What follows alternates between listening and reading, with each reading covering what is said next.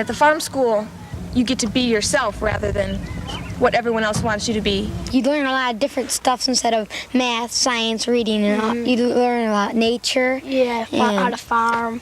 What I like about the place a lot is you have a lot of freedom. Well, here you can have a better relationship with the teachers.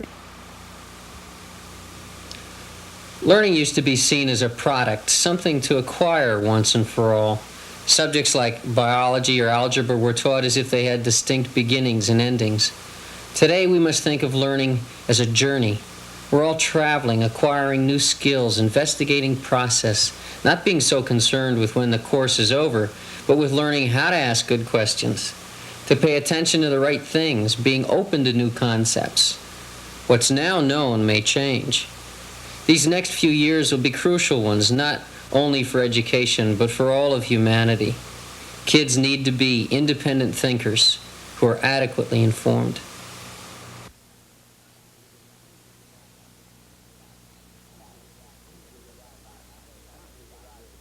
Well, I want you to realize that when I talk about that 5 years in my book, Critical Path, I see it as a crisis for all humanity, and there's a possibility that humanity won't make it beyond the 5 years.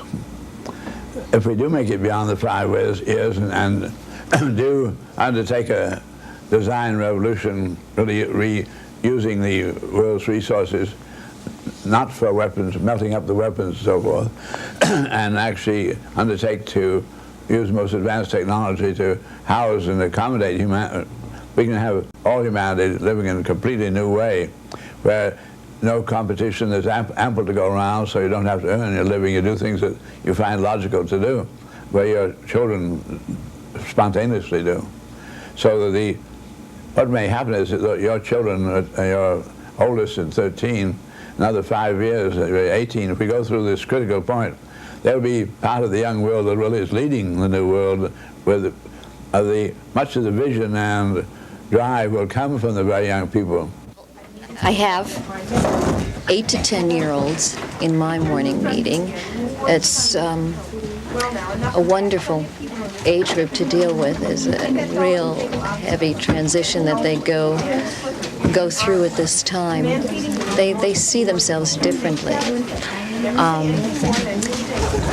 It's a hard time for them too, I think. You know, they're no longer, parents make different demands of kids at this age than they did, say they were 6 or 7 years old. When they're 6 or 7, every piece of artwork that came home was wonderful, marvelous, you know, that's terrific. When they're 8 years old, the demands are more linear. Every piece of artwork isn't terrific that they come home with. The parents are making more demands on them, and different kinds of demands, and the children are real unsure as to what's expected of them. I think being a child in the 1980s, from my perspective, is a real difficult thing. There are incredible amount of fears. Children are only too aware, even at this age, the 8 to 10-year-olds, of what's going on, what they hear every day on the news. I don't know if we can ever give kids the tools, or adults the tools, to deal with the kinds of things that they have to deal with in the 1980s. You can use a number of vehicles to accomplish the purpose of promoting an environment that is a loving and caring environment, and a stimulating and exciting environment. And we've tried to do that within the context of the farm school. You can't teach someone self-intelligence, but you can create an environment wherein it can occur. And that's really what we've tried to do here in the way that we've structured the school, and the way that the children talk to us as people instead of as authorities. You know, the candor and dissent that are permitted in the classroom. the opening of questions and discussion of feelings and discussions that have to do with what some people think is unrelated school matter, but has very much to do with developing whole and happy human beings who can be fulfilled and whose creative potential can be realized.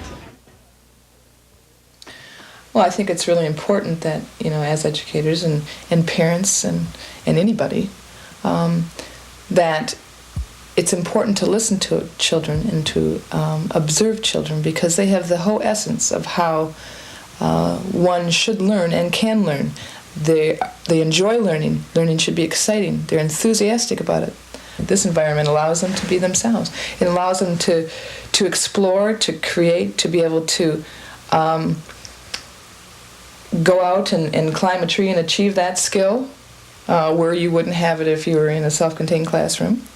It allows them to interact with one another. At times they feel like interacting without feeling under any great stress, because this is a certain time that they have to perform this way. It allows them to feel sad and cry and worry and gain support from that without disrupting groups of children. It allows a time for them to be alone.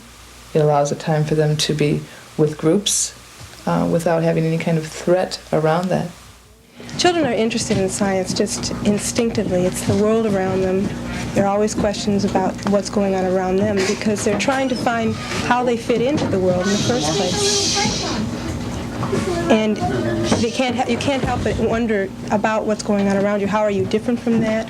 What is it doing out there? How does it relate to you?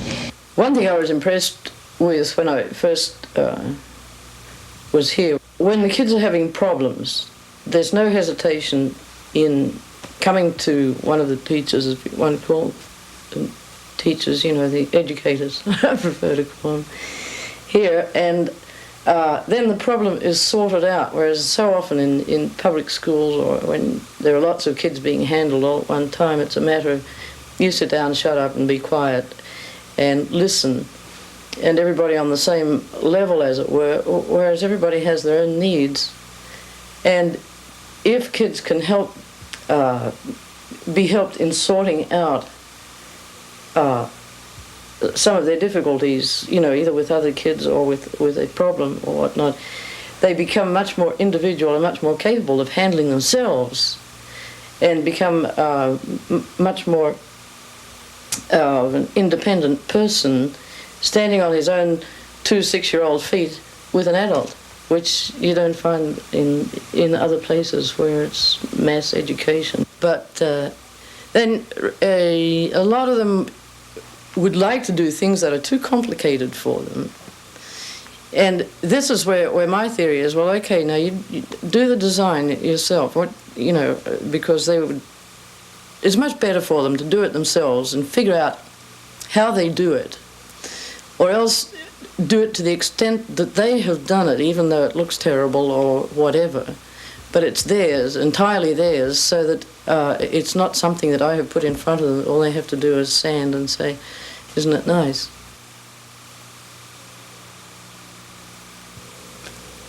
There is a striving for excellence.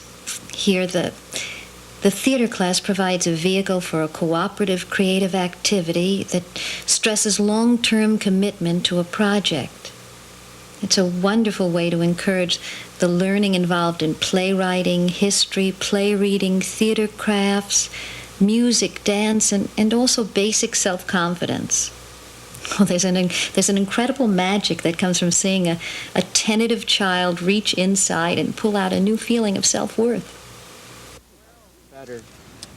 Well, working by doing, or learning by doing, and I call it working sometimes too, because I think work comes along with it. Sometimes in a situation like the garden, for instance, that makes it more difficult to be working and keep children interested. But I think it's important for them to participate in the whole process so that they learn something about how to do it.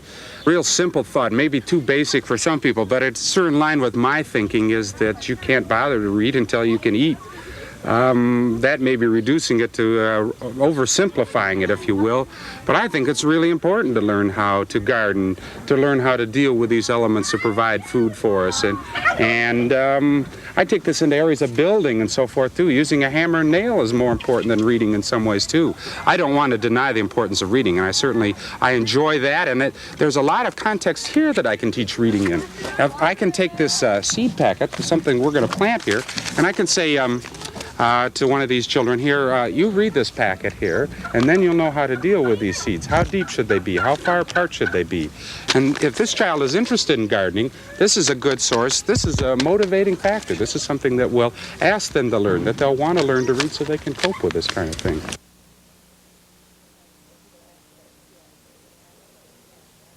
When people ask about Piaget, that Piaget is not a method of teaching or a style of teaching. Piaget was a man who was able to achieve something by putting some clarity into understanding the developmental stages of the growth of children. And it's really important to see that in math, and young children especially, that they have to relate not only to manipulative objects, but they have to relate to the environment, they have to relate to each other, they have to interact constantly in order to understand these concepts. Objects are important for children to interact with, especially during math-related kind of concepts, because they cannot deal with any kind of abstracts at this particular age level. They have a real hard time with objects, colorful, objects. They can, in different sizes, different shapes, they can relate to, and it's concrete. It becomes concrete to them. They can see that numbers relate to one another with touch, and to just have an association with that. Be able to, you visually are looking at it, you're touching it, and all of those are coming into you as understanding that concept.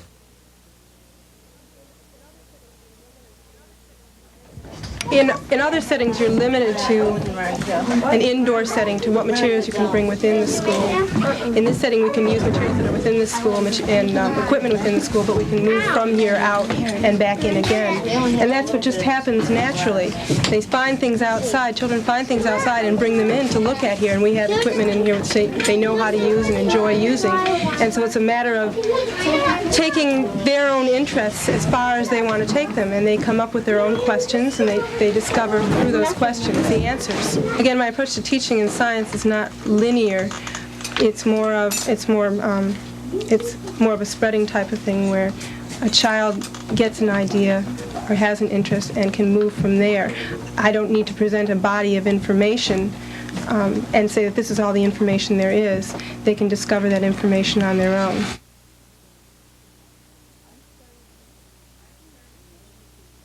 I started teaching in 1933, and I taught country school for about 3 years, and then moved into consolidated schools and taught in elementary. And as I taught, I had a frustration, constant frustration, that I could not meet the children's needs. So I changed to special education. And after 40 years, I retired, 40-some years, and I missed the children, so this little school was near my home, and I applied, and I've been working here ever since. My first thoughts when I came to Upland Hills was, how can the children have such a good time and still learn to read and do math and the things that kids do in school? And I spent the whole first year saying to myself, well, how do they do it? They do it. They do learn to read, and they do learn to write, and they do learn to do all the things that regular kids do in a public school, but they do it in such a relaxed and happy atmosphere that it almost seems like they cannot be learning, but they're learning so much more. We have some children who have special needs. One of the youngsters was very hard of hearing, hears very little, and she needs special help. If you're sitting right by her, she can hear a little. And the other little boy is on such stringent diets that on certain days he's not able to learn well, and he needs special help. Of course, we all need special help. It's a matter of humans working together and doing things together that makes it more interesting. When I'm working with individual children, I work with them in breeding, teaching them skills that they may have missed. And I work with them in math, particularly children who need to get concepts. Working one-to-one, you can draw pictures or use Cuisenaire rods, for instance, and help them to get a concept of what they're doing, a feeling for it. Well, I'm not sure where the word humanistic education comes from, but I think that Ashley Montagu, who is a well-known anthropologist, talks about the value of education, and that education starts not with teachers, but it starts with parents, the mother and the father, and that they are the primary educators of kids. And it's a lifelong process where the teacher works in conjunction with the parents to try and create an environment for a loving, whole child.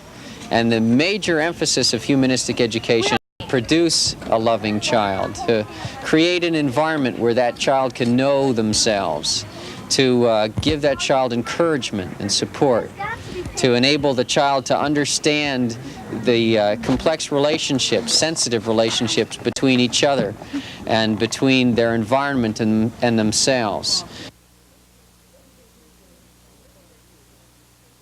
Education is humanistic from the point of view that it's a total communication of you and the child, but not you telling the child or the person, doesn't matter, you know, whether they're a 50 or 80-year-old person, but particularly at the school here, it's not, hopefully it's not telling them this, that and the other, but it's creating a situation in which they will ask you, so that that sets a basis for a communication between yourselves.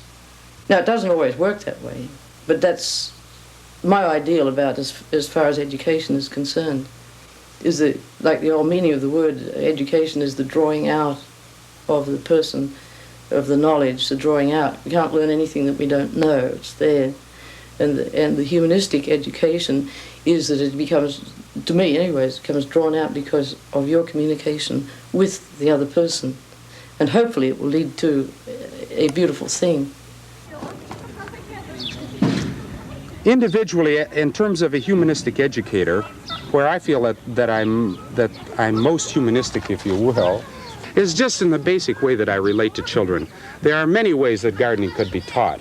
I don't think gardening has too much to do with that humanistic aspect. And I mean, there's more of an attitude, a life attitude that I want to teach gardening as, or maple syrup, or building, or whatever it might happen to be.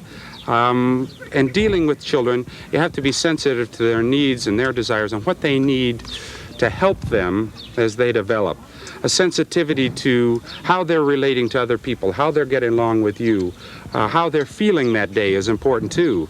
And then to get them to sense how I'm feeling and relating to me and helping me out, cooperation, and all of those ideas go together. That's humanistic education in terms of Upland Hills Farm School for me, and I have to do that in the garden or out at Maple Syrup or over with the animals down by the barn or wherever I'm at lunchtime, before school, after school, playing baseball, whatever we might be doing.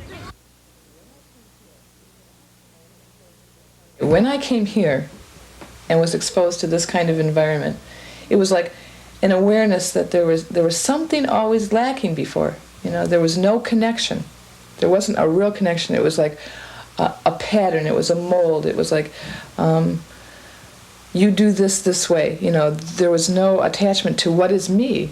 How can I relate to this? You know, other people relate, but how can I relate to this? You know, and when I came here, it was like I had the freedom to be able to relate by learning to the kids. I learned that.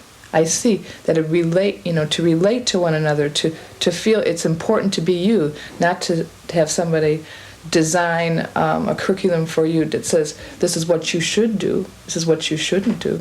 It's like, this is what I feel is important, this is me, and I'm going to show you my achievements. And my achievements might be not necessarily receiving an A or receiving a trophy. My achievements are like, look, you know, I lost my tooth. Oh, how wonderful you were able to do that. Or I can write my name. Or of course, I'm relating to younger children in these kinds of things, but also even in older children, when they can jump up and down and come to our building and have younger children relate to them. You know, they gain a great deal of support from this whole environment, you know, from all levels, from the younger ones to the older ones. And it's really important to see that if it was like they were able to make a friend, and that was a big worry or a doubt, you know, in their minds before, that they came in and they were sharing that with you. And I noticed, I said, look at all the excitement and the enlightenment. What are they so excited about? And I'm trying to put it in my terminology, like, well, they're excited because this is the way it should be according to my experience. But they were excited because they were being themselves, you know, and they wanted recognition for being themselves and that individual enlightenment. So, the first thing, the awareness was like, of course I have to applaud that. That's exciting, you know. I will recognize that. And when you recognize that, then they understand, oh, there's a respect here. You saw me for me, and you applauded that. You recognize that. That's terrific. And I feel real good. And then the relationship starts growing. And then the environment starts growing, the sensitivity. And then all things happen. And it's an astonishing feeling, you know. But that's a humanistic approach. And it's so important because there's a lot of wonderful humanistic people out there. And to know that even if you have been in some kind of situation that you've had a mold around you, you know, it's so important to know that you can come out of that. You know, you can feel that attachment by just listening to just watching and listening to kids. You know, they're the key to everything.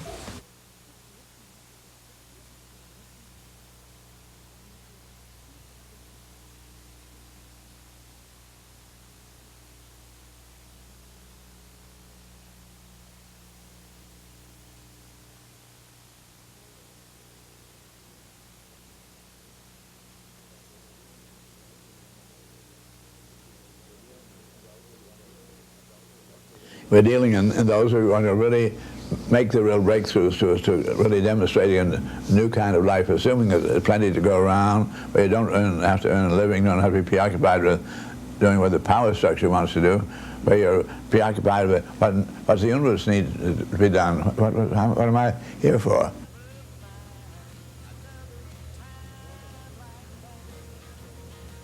More than anything, what we're doing with children is promoting the experience of interrelated wholeness, the deep sense of unity, connection. Children know wholeness as implicate. When you express the idea that all people throughout the planet have a right to enough food and shelter and clothing, kids have no problem with that at all. They're in agreement. For years, schools have been teaching fragmentation, pieces, biology separate from English, separate from math, all distinct components, as if unrelated or unconnected. It's time now for humankind to devote our collective attention to wholeness. Our new insight being that everything is connected in ways that science alone cannot understand or predict. Through intuition, intelligence, and creativity, we can help children make explicate what they already know. Each of us has some very important gift to give to all of humanity. I have often thought to myself at home, how could this be applied to the public school, for instance? Or in other, to spread this idea so that many children could. It's really not quite fair, is it, that these 57 children get this kind of an experience? All children should have it.